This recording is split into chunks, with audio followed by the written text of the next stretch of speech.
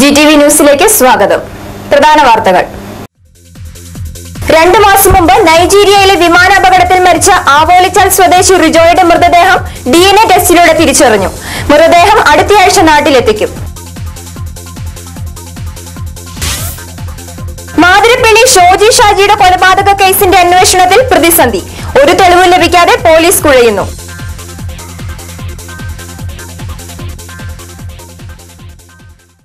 വാർത്തകൾ വിശദമായി. നൈജീരിയയിലുണ്ടായ വിമാനാപകടത്തിൽ മരിച്ച മകന്റെ മൃതദേഹത്തിനായുള്ള മാതാപിതാക്കളുടെ കാത്തിരിപ്പ് അവസാനിക്കുന്നു.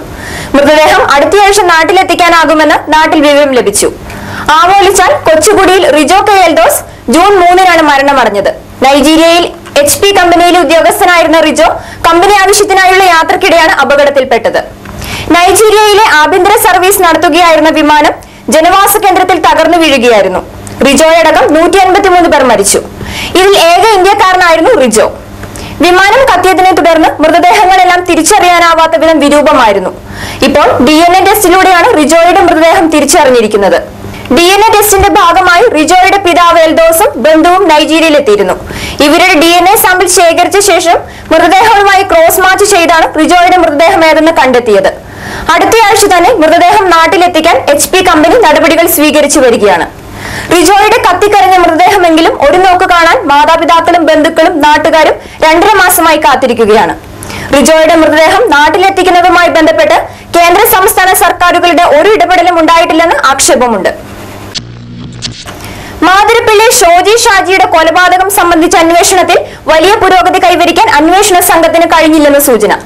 പ്രതി ആരായിരിക്കുമെന്ന കാര്യത്തിൽ ഒരു സൂചനയും ഇതുവരെയുള്ള അന്വേഷണത്തിൽ ലഭിച്ചില്ല. അതേസമയം സംശയനിഴലിലായിരുന്ന ഭർത്താവ് ഷാജിയെ ഭാഗികമായി കുറ്റവിമുക്തനാക്കുന്നുവെന്നതിന്റെ സൂചനയും ലഭിച്ചിട്ടുണ്ട്. കൊലപാതകം നടന്നു എന്ന് മനസ്സിലാക്കിയിട്ടുള്ള 10:30 മുതൽ 10:45 വരെയുള്ള സമയത്ത് ഷാജി കോതമംഗലത്തുണ്ടായിരുന്നതായാണ് പോലീസ് മനസ്സിലാക്കിയിരിക്കുന്നത്. ഷാജിയുടെ സ്ഥാപനത്തിന്റെ അടുത്തുള്ള വ്യാപാരികളിൽ നിന്നടക്കം ലഭിച്ച മൊഴികളുടെ അടിസ്ഥാനത്തിലാണ് പോലീസിന്റെ ഈ നിഗമനം. ഈ സാഹചര്യത്തിൽ 15 മിനിറ്റിൽ താഴെ സമയം കൊണ്ട് കൊലപാതകം നടത്തി രക്ഷപ്പെട്ട കുറ്റവാളിയെ കണ്ടെത്താൻ പോലീസ് ഏറെ തലപുഴക്കേണ്ടി വരും. 10:30 കൊല നടത്തിയ പ്രതി അതിനു മുമ്പ് തന്നെ വീടിനുള്ളിൽ കയറിയിരിക്കാനുള്ള സാധ്യതയും പോലീസ് പരിശോധിക്കുന്നുണ്ട്.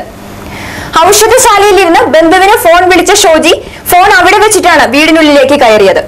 വീടിനുള്ളിൽ നിന്ന് എന്തെങ്കിലും ശബ്ദം കേട്ടിട്ടോ ആരെങ്കിലും വിളിച്ചിട്ടോ ആകാം ഷോജി വീടിനുള്ളിൽ പ്രവേശിച്ചതെന്ന് അനുമാനിക്കാം. വാരപ്പെട്ടിയിലെ 7 വയസ്സുകാരൻ ഷാമിൻ ഷൈജുവിന്റെ കരൾ മാറ്റിവെക്കൽ ശസ്ത്രക്രിയയ്ക്ക് പണം കണ്ടെത്താൻ ഗാനമേള യജ്ഞം. കോതമംഗലം ബസ് സ്റ്റാൻഡിലാണ് ഒട്ടേറെ കലാകാരന്മാർ പങ്കെടുത്ത ഗാനമേള നടന്നത്. ഷാമിൻ ഷൈജുവിന്റെ ചികിത്സയ്ക്ക് ചെലവാകുന്ന ലക്ഷങ്ങൾ കണ്ടെത്താൻ ചികിത്സാ സഹായ സമിതിയുടെ നേതൃത്വത്തിൽ നടക്കുന്ന ശ്രമങ്ങളോടനുബന്ധിച്ചാണ് ഒരുപറ്റം കലാകാരന്മാർ ഗാനസദ്യ ഒരുക്കിയത്. ബസ് സ്റ്റാൻഡിനുള്ളിൽ തയ്യാറാക്കിയ വേദിയിൽ രാവിലെ ആരംഭിച്ച ഗാനസദ്യ ഇടതടവില്ലാതെ രാത്രി വരെ നീണ്ടു. മുനിസിപ്പൽ ചെയർമാൻ KP ബാബു ആയിരുന്നു ഉദ്ഘാടകൻ.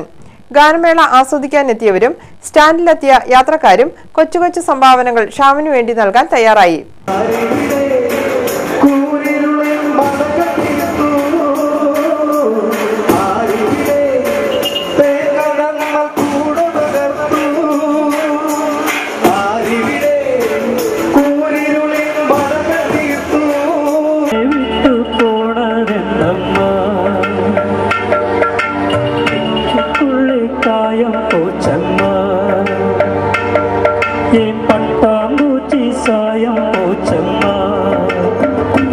പല പ്രായത്തിലുള്ളവരും പല ദേശത്തുള്ളവരും ഗാനങ്ങൾ ആലപിച്ച് സംഗീത പ്രേമികളെ ആനന്ദിപ്പിച്ചതിനൊപ്പം ഷാമിനു വേണ്ടി സഹായ അഭ്യർത്ഥനയും നടത്തി.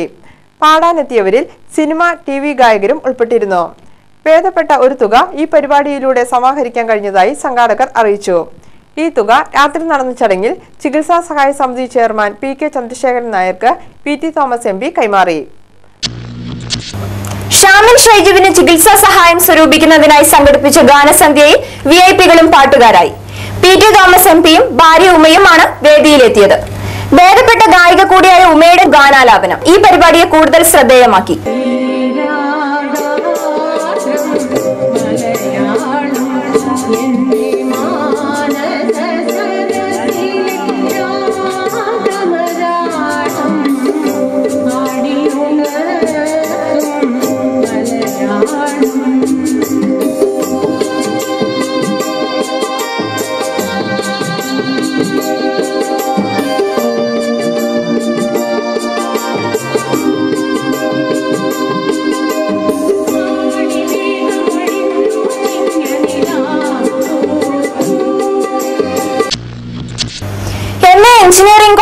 NSS യൂണിറ്റിന്റെ ആഭിമുഖ്യത്തിൽ നെല്ലിക്കുഴി പഞ്ചായത്തിലെ ഇളമ്പ്രയിൽ സാമൂഹിക സാംസ്കാരിക ആരോഗ്യ സർവേ ആരംഭിച്ചു.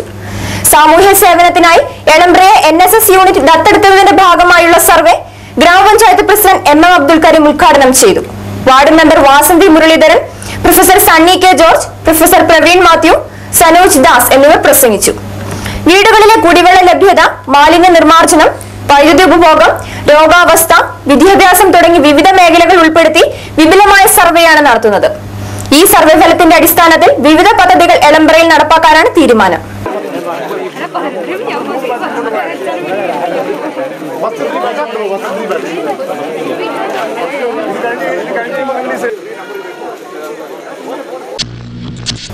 വർദ്ധിച്ചു വരുന്ന ലൈംഗിക പീഡനങ്ങൾ എന്ന വിഷയത്തെക്കുറിച്ച് കോതമംഗലം YMCയുടെ ആഭിമുഖ്യത്തിൽ സെമിനാർ നടത്തി.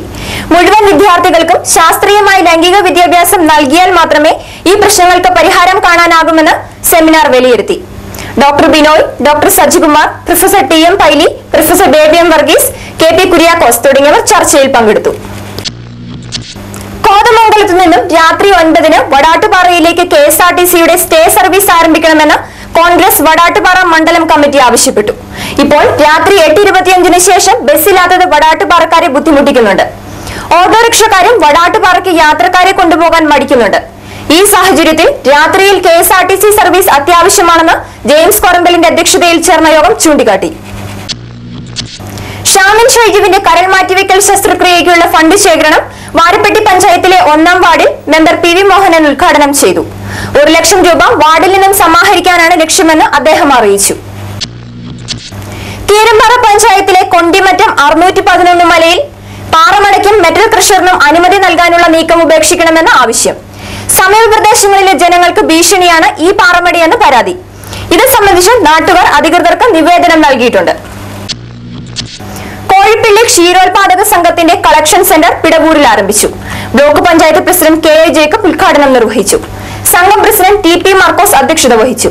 ജമീല സൈനുദ്ദീൻ, EK ഹാരിസ്, പോൾ M ചെറിയാൻ, ദീപ ബെന്നി എന്നിവർ പ്രസംഗിച്ചു. പ്രധാന വാർത്തകൾ വീണ്ടും. 2 മാസം മുമ്പ് നൈജീരിയയിലെ വിമാനാപകടത്തിൽ മരിച്ച ആവോലിച്ചാൽ സ്വദേശി റിജോയുടെ മൃതദേഹം DNA ടെസ്റ്റിലൂടെ തിരിച്ചറിഞ്ഞു. മൃതദേഹം അടുത്തയാഴ്ച നാട്ടിലെത്തിക്കും. സപ്ലൈകോയുടെ ഓണക്കിറ്റ് വിതരണം തിങ്കളാഴ്ച ആരംഭിക്കും. BPL കാർഡ് ഉടമകൾക്ക് മാവേലി സ്റ്റോറുകളിൽ നിന്ന് സൗജന്യമായി ഓണക്കിറ്റ് ലഭിക്കും.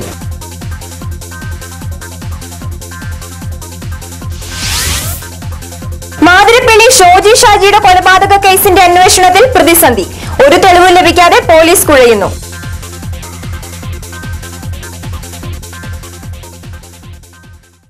വാർത്തകൾ കഴിഞ്ഞു. നമസ്കാരം.